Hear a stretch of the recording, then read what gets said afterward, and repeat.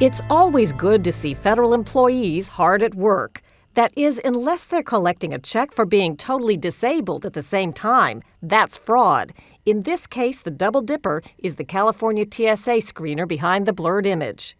Federal disability is intended for those with medical conditions so severe they can't work at any job.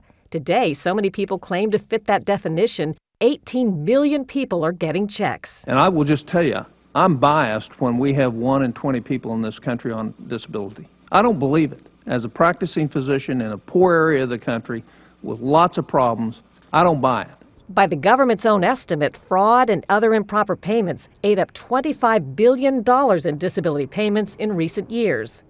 Senators from both parties asked the General Accountability Office to investigate. The GAO started with the obvious. They cross-referenced federal paychecks with names on federal disability. In just 3 agencies alone, 1,500 federal employees were found getting disability they probably didn't deserve. Like this Michigan woman, she qualified for disability because of mood and personality disorders. 7 months later, she found work as a letter carrier, but kept on taking disability checks, a total of $37,000. This Pennsylvania woman collected disability checks even as surveillance video showed her working as a mail clerk, $19,000 in fraudulent payments. Adding insult to supposed injury, nearly all the people the GAO tracked down had gotten a little extra bonus, $250 in stimulus money intended for disabled people. The Social Security Administration is supposed to do periodic reviews to see if beneficiaries are still disabled.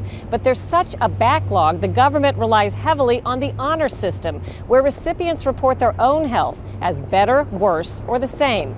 The head of Social Security, Michael Astrew, wouldn't agree to an interview. Instead of explaining how he's fighting fraud, he criticized the GAO.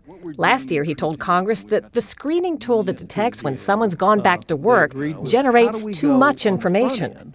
That we can't possibly follow up on the leads that would come from that in any, certainly not in my professional lifetime in the agency. Still looking for answers, we went to the White House Budget Office. They wouldn't agree to an interview either.